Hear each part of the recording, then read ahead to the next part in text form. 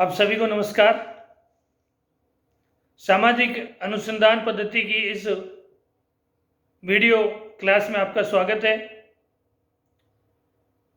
आज हम चर्चा करते हैं अंतर्वस्तु विश्लेषण, कंटेंट एनालिसिस जिसको बोलते हैं। अंतर्वस्तु विश्लेषण प्रविधि का प्रयोग समाजशास्त्र, राजनीति विज्ञान और जनसंचार विषयों में बहुतायत से किया जाता है। इस प्रवृत्ति का प्रयोग साहित्य, मनोविज्ञान आदि में भी होता है। इसमें अधिक चर्चा करने से पूर्व पहले हम बात करते हैं कि संचार क्या होता है। What is communication? संचार के कौन कौन से अवयव हैं? संचार के तत्वों की बात करें तो सबसे पहला है प्रेषक, जो संदेश भेजेगा। दूसरा, क्या संदेश भेजेगा वह बिंदु उसमें आता है। तीसरा, प्रवाह पथ, किस मोड से या किस साधन से वो संदेश पहुंचेगा और उस संदेश का क्या प्रभाव होगा, संदेश का क्या उद्देश्य होगा। इन सब चीज़ों को मिलाकर वो पूरा एक कम्युनिकेशन बनता है। उस कम्युनिकेशन में क्या तत्व निहित थे जो उस समाज को, उस समाज व्यवस्था को प्रभावित करते थे, उनका विश्लेषण अंतर्वस्तु विश्लेषण कहलाता। कंटेंट एनालिसिस समाचार पत्रों या अन्य समाचार माध्यमों में किसी विशेष घटना, विचार, समस्या आदि के बारे में क्या कहा गया है उसका विश्लेषण करती है। इसका प्रारंभ 1926 में मैल्कोम विली का एक अध्ययन द कंट्री न्यूज़पेपर समाचार पत्रों में प्रकाशित हुआ। 1930 में एल वुडलैंड ने अपना एक अध्ययन foreign news in American morning newspaper में प्रकाशित किया। 1930 और 40 की अवधि में हेराल्ड, लॉसवेल आदि लोगों ने इसका खूब अध्ययन किया। हम इसकी परिभाषाओं की बात करें तो सबसे पहले कैप्लान के अनुसार अंतर्वस्तु विश्लेषण पद्धति एक दी गई वार्ता के अर्थों की एक व्यवस्थित और मात्रात्मक रूप में व्याख्या करती है। बेरेल्सन कहते हैं कि अंतर्वस्तु विश्लेषण संचार के प्रकार और विश्लेषण के उद्देश्य, क्रमबद्ध और गुणात्मक विवरण की एक अनुसंधान प्रविधि है। आगे बेरेल्सन और वेबल्स कहते हैं सुव्यवस्थित अंतर्वस्तु विश्लेषणात्मक अध्ययन पद्धति सामग्री के विवरणों की अपेक्षा अधिक स्पष्ट व्याख्या करने का प्रयास करती है, जिससे कि पाठकों अथवा श्रोताओं को प्रदान की जाने वाली प्रेरणाओं की प्रकृति व सापेक्षिक शक्ति को वस्तुनिष्ठ रूप में प्रकट किया जा सके। यंग के शब्दों में अंतर्वस्तु विश्लेषण साक्षात्कारों, प्रश्नावलियों, अनुसूचियों तथा अन्य लिखित व मौखिक भाग तथा अभिव्यक्तियों द्वारा प्राप्त अनुसंधान तथ्यों की विषय वस्तु का क्रमबद्ध, वस्तुनिष्ठ और परिमाणात्मक वर्णन के लिए अपनाई जाने वाली विधि है। इस प्रकार अंतर्वस्तु विश्लेषण या विषय वस्तु विश्लेषण पद्धति समाचार पत्रों, उपन्यासों, भाषणों आदि संचार माध्यम की विषय वस्तु का क्रमबद्ध, वस्तुनिष्ठ और परिमाणात्मक वर्णन करती हैं। दूसरे शब्दों में हम कहें तो इसका संबंध भाषागत अभिव्यक्तियों, संचार के साधनों द्वारा प्राप्त विषय वस्तु से होता है। इस पद्धति की निम्न विशेषताएं हो सकती हैं। पहली बात, इसका संबंध मूलतः संचार वाहन के प्रभावों के निर्धारण से। ये मात्रात्मक होती है, ये वस्तुनिष्ठ होती है, ये व्यवस्थित होती है। यह भाषा के अर्थ और वाक्य विन्यास के आयामों पर ही प्रयुक्त होती है। इसका प्रयोग सामाजिक सामान्यीकरण के लिए किया जाता है। यह वस्तु विश्लेषण चरों के मापने के लिए संचारों के व्यवस्थित, वस्तुनिष्ठ और मात्रात्मक ढंग से अध्ययन और विश्लेषण करती है। संचार की कुछ इकाइयां होती हैं जिनका विश्लेषण इसमें किया जाता है। कुछ सामाजिक विचारकों गुड्डे, हॉट, पीवीएन आदि ने अंतर्वस्तु विश्लेषण पद्धति की कुछ विशेषताएं बताई है। पहला, प्रवृत्तियों का अध्ययन।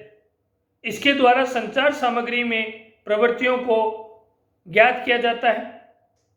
इसके द्वारा वस्तु की प्रकृति और परिवर्तन का अध्ययन किया जाता है।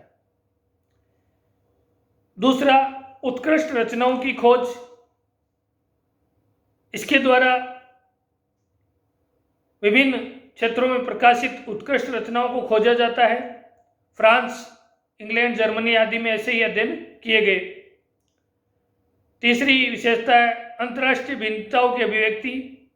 इस विधि के द्वारा संचार माध्यमों में विद्यमान अंतर्राष्ट्रीय भिन्नताओं को विश्लेषित करके स्पष्ट किया जा सकता है। चौथा, संचार माध्यमों की तुलना। भिन्न भिन्न संचार के माध्यम अलग अलग जनसमूहों को भिन्न भिन्न मात्रा में प्रभावित करते हैं। उनकी तुलना इस विधि में की जाती है। जैसे संचार सामग्री की लेखा परीक्षा भी इसमें होती है कि जो समाचार पत्रों में या अन्य समाचार माध्यमों में जो कंटेंट है वह सामाजिक और राजनीतिक रूप से उचित है या नहीं है, ये भी अंतर्वस्तु विश्लेषण के दौरान सामने आता है। संचार के स्तर का निर्माण और क्रियान्वयन भी इस विधि के द्वारा होता है। इस विधि द्वारा संचारों का वर्णन किया जाता है और ये बताया जाता है कि वे संचार स्तर किस स्तर के हैं। संचार के स्तर में सुधार हेतु अन्य कुछ सुझाव भी इस विधि के द्वारा आ सकते हैं। इस प्रकार अंतर्वस्तु विश्लेषण विधि विभिन्न प्रकार के सामाजिक अनुसंधानकर्ता आदि के लिए काम आती है। आगे हम बात करते हैं अंतर्वस्तु विश्लेषण की जो प्रक्रिया है या प्रविधि है, इसके क्या उद्देश्य हो सकते हैं। पहला बात तो संचार की श्रेणियों को ज्ञात करना। इस विधि द्वारा किसी अभिलेखित घटना को वास्तविक संख्यात्मक आंकड़ों में प्रदर्शित करना। तीसरी बात, अंतर्वस्तु विश्लेषण करके किसी तथ्य को परिमाणात्मक रूप में प्रस्तुत करना।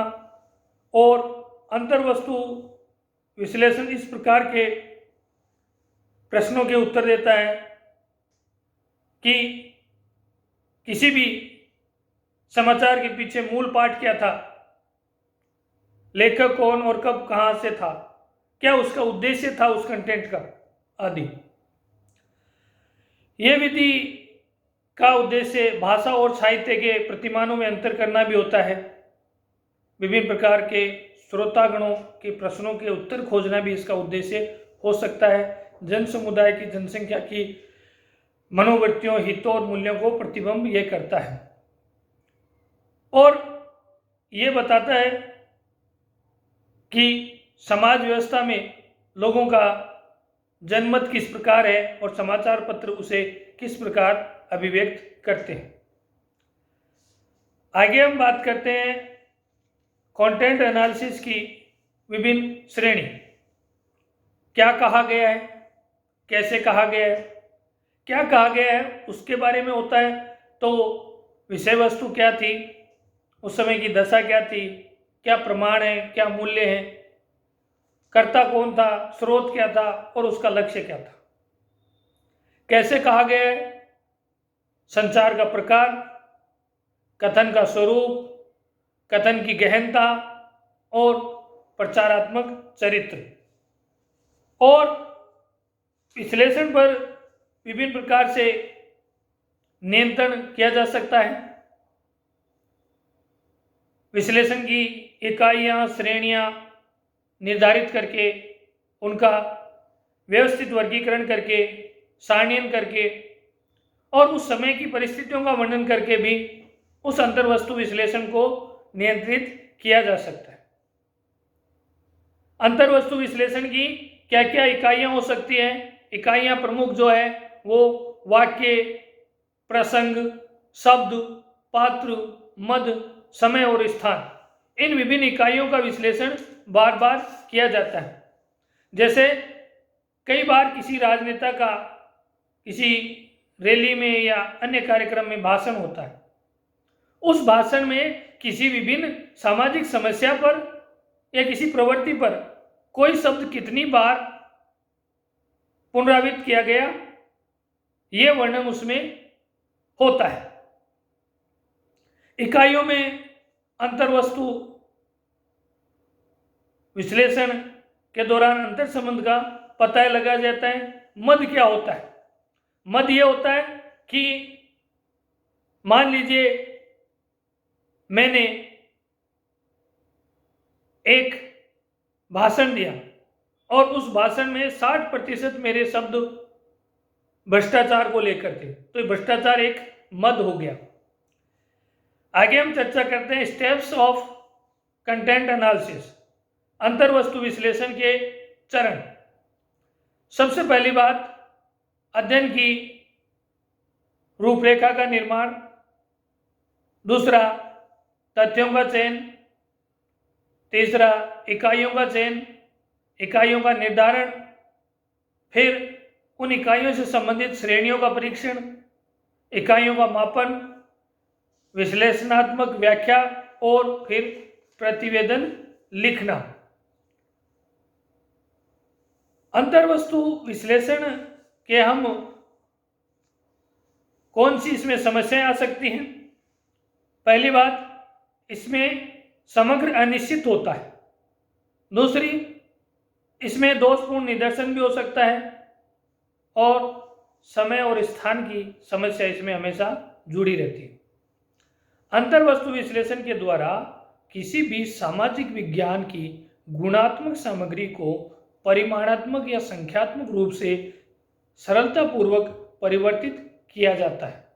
इस विधि के द्वारा संचार के विभिन्न साधनों जैसे पुस्तकें, समाचार पत्र, भाषण, उपन्यास, कहानी, नाटक, आकाशवाणी आदि के कार्यक्रमों की संख्या, प्रभाव और प्रकृति आदि को ज्ञात किया जाता है और इससे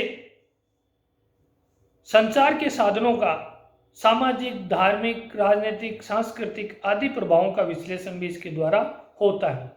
इस प्रकार अंतर्वस्तु विश्लेषण विधि वह है जो सामाजिक व्यवस्था में समाचार, संचार आदि साधनों के माध्यम से उस व्यवस्था के विभिन्न तथ्यों को प्राप्त करने का एक सुनिश्चित क्रमबद्ध तरीका है। धन्यवाद।